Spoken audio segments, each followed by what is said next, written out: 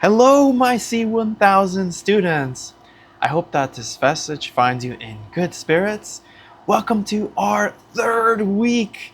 I hope that you're getting settled into your schedule at Citrus and that you're getting a routine for yourself, as that is what makes all the difference.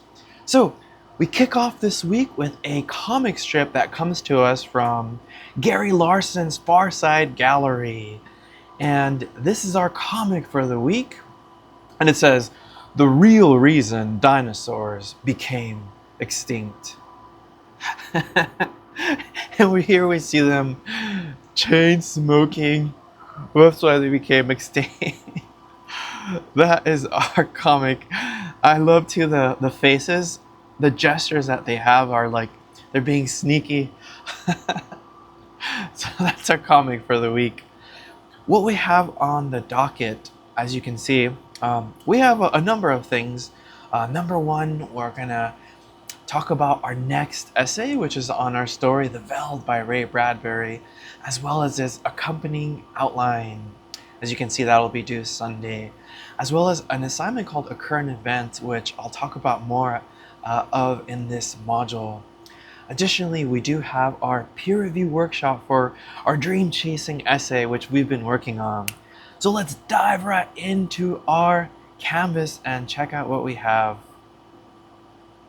So here we are. First thing you're going to do is read our story, The Veld by Ray Bradbury. You know, even though it was written so long ago, it still has so many parallels to today.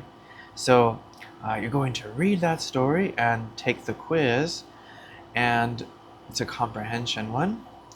And then you're going to write your discussion board post. As you can see, we're paying attention to the nursery. So in our story, The Veld, which by the way, guys, a veld is a grassland, so like an African savanna. In the veld, the nursery serves as a reflection of the children's desires and the family's dynamics.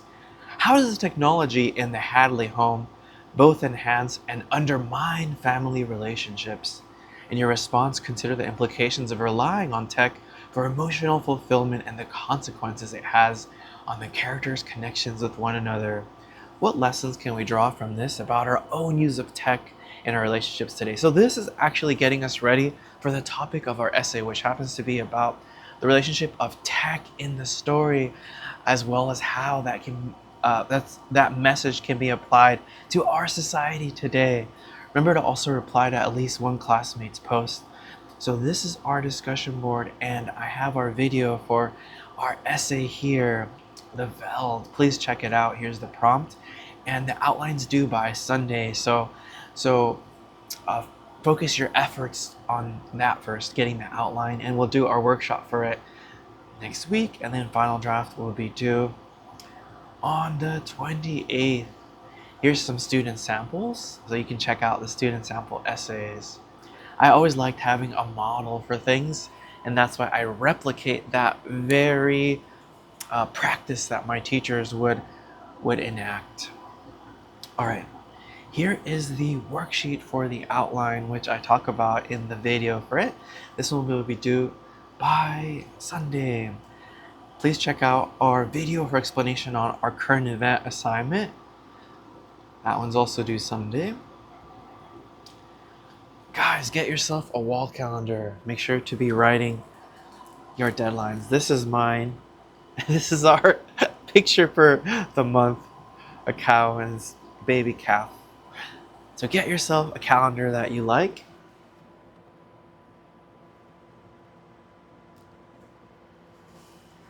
All right. So this one also due Sunday, and you have our samples, our student samples to check out. So the next thing that we wrote our little brainstorm worksheet on our ideas for dream chasing, right? Using the stories from using the model from Richard Montañez Hot Cheetos article. So what we're gonna do for this week, you've written your brainstorms. Based on that, I want you to get started on your essay. I want you to write a rough draft. A rough draft just means getting started on your essay, expecting that it won't be perfect, expecting that it's going to be disjointed, kind of like it's crass, but think of it like just vomit your ideas out onto the page. Just write. Give yourself I guess it's kind of crass, but give yourself permission to suck, if we can say that. And just it's okay, just get your ideas out. Give a word vomit. Try to have at least 2 pages of that. So even if it's not done, you at least want to have at least 2 pages so you can get some help. So you want to post it by Wednesday. You're going to post it to this link. And what's going to happen is that 1 minute after, for those who posted a rough draft, the Canvas system is going to distribute 3 drafts from your fellow classmates to look at, to offer comments and feedback on. And so it's going to distribute 1 minute after. So it'll be Thursday, September 11, right at 12 a.m. It'll distribute rough drafts to those that submitted a rough draft of their own, only to those who submitted one of their own. And you're going to leave a feedback, you're going to leave comments by this Sunday by 11:59 p.m. to get the full credit for participating in the workshop. I'm going to send an announcement that's going to explain how you're going to go about accessing these, and that's going to happen right by Thursday, right by 12 a.m. So some things to consider. Obviously, this is about dream chasing. I recommend having the prompt open so you can see what the directions are. And as you're looking at one another's drafts, you're determining if their classmate is actually answering the question, making it clear just what their goal is. And this is the thesis answering the question. Additionally, are they using personal experiences to support what they're sharing, as well as Richard Montañez's example, right? Are they integrating his example into their narrative? Now, this is, of course, a personal narrative, so you can use I, and you're speaking about yourself as you're the primary source, so that's expected. Also, you're paying attention to the structure. How is it looking in terms of, we talked about the importance of having a clear introduction, and body paragraphs, and conclusion too. Are there transitions? We talked about transitions. Those are important. And is the tone appropriate? So is the writer making it clear, that they're the primary sources, using first person? That's valid because it's a personal narrative here. Additionally, too, is it correct with MLA? How's that looking? And overall, what are some strengths and areas that they can work on? So I want to show you how it's going to look. I want to show you the tools that Canvas allots us. So let's say you're going to get a draft that's going to look like this, and here's what our tools do. So this one here, of course, it expands it. This is to zoom, and this one is to leave bubbles, like comment bubbles. Like this one's to highlight, which you can choose your color up here, and they also allows you to leave a comment on the side. This is a text box. This is to strike out text.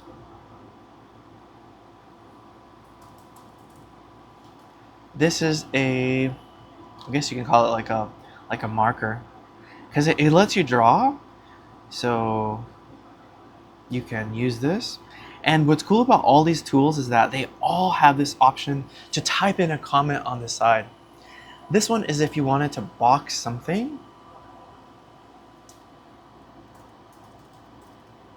So as you can see, I want you to leave the comments on the page itself as you're reading it. And I also want you to, in order for this to be complete, offer feedback here. This is where you're addressing the person directly. So you have the option of typing that out there, or you can go here, record video, and leave a video feedback message to your classmate. If you don't want to do video, you can disable the webcam, and this will capture just the audio. So whether you choose to type it in here or leave a video or audio, it's all good in the hood. So that is what that looks like. Remember that for this one, the drafts are going to go out only to those students who submit one in on time. which is by Wednesday, 11:59 p.m. And I'm going to have an announcement that's going to explain how to access your drafts that CAMS is going to distribute. And that is what we have for this week. Happy writing, y'all.